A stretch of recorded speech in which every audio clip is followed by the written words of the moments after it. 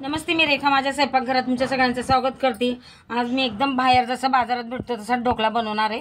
त्याच्यासाठी इथे बघा मी एक वाटी बेसन पीठ घेतले आणि तेवढीच वाटी मी दही पण घेतले।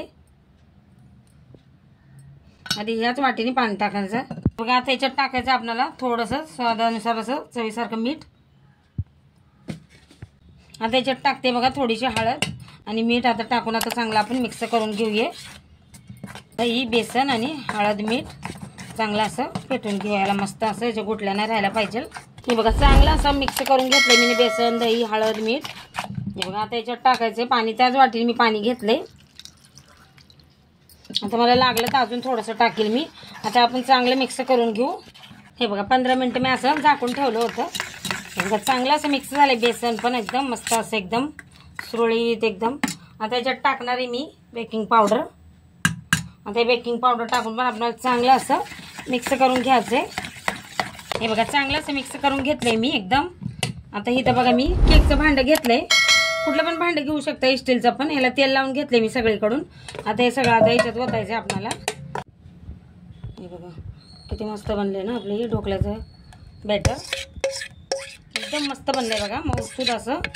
आता लगेच आपण ढोकळा करायला घेऊया। हे बघा इथं पाणी गरम करायला ठेवलं होतं मी कढईतून, वरून झाकण पण ठेवलं होतं। हे बघा आता आपल्याला याच्यात ठेवायचंय आणि ह्याला आपल्याला आता बघा 1 मिनिट फुल गॅसवर असं करून घ्यायचा ढोकळा। तर ढाकण लावून घेते आणि मग 1 मिनिट झालं का मग आपल्याला ही 15 मिनिटं कमी गॅस करून याला शिजवून घ्यायचं ढोकळ्याला चांगलं। हे बघा आता मी ढाकण काढून घेते। 15 मिनिटं झाले बघा। हे बघा आता मी गॅस बंद करून ह्याच्यातच ठेवणार आहे भांडं ढोकळ्याचं आणि याला पूर्ण थंड करून घ्यायचं आणि मगच आपण ढोकळा बाहेर काढायचा आहे। आता गॅस बंद करून हे ढाकण याच्यावर ठेवणार आहे मी झाकून असं। हे बघा चला आता ढोकळा आपला थंड होतोय तिकडे कढईमध्ये ठेवलाय मी।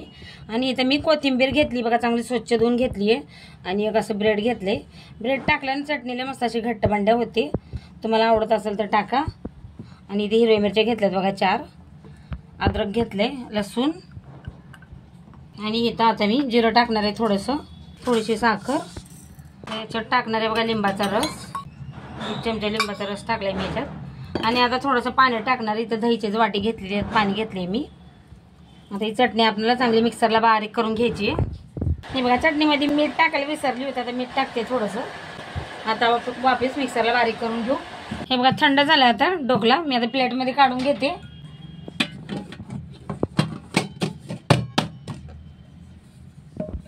हे बघा आता याचा आपण तडका तयार करूया। इथं बघा कढईत तेल ठेवलंय थोडंसं गरम करायला आणि इथं मोहरी आणि कढीपत्ता आणि मिरच्या घेतल्या हिरव्या उभ्या चिरून। हे पण आता याच्यात टाकूया आपण। आता चांगलं फोडणी देऊन घेऊ आपण। चांगले मोहरी तडतडू द्यायची, मस्त लागते मग ढोकळ्यामध्ये खायला। हे बघा आता हे चांगलं तडतडून घेतलंय मी तडका। त्याच्यात थोडंसं पाणी टाकणार आहे मी आणि आता याच्यात टाकायची मला 1 चमचा साखर, थोडंसं मीठ आणि हा लिंबूचा रस। चांगलं म्हणजे शिजू द्यायचं, साखर विरघळली पाहिजे सगळी। हे बघा आता मी कट करून घेणार आहे बघा जसं पाहिजे तसे मोठे छोटे पीस।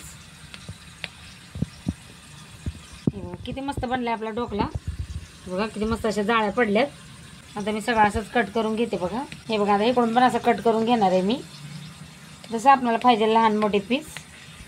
बघा किती मस्त बनलाय ढोकळा, एकदम अशी जाळी आली बघा। हे बघा तडका आता मी चांगला तयार करून घेतला, त्या ढोकळ्यावर टाकून घेते बघा मी। हे बघा आता याच्यावर टाकून घेते मी सगळं मस्त असं तडतडून तडका दिलाय बघा। हे बघा असं सगळीकडून असं टाकून घेतलंय। हे बघा किती मस्त बनवून तयार झालाय आपला जाळीदार ढोकळा असा एकदम। व्हिडिओ आवडत असतील तर लाईक करत जावा।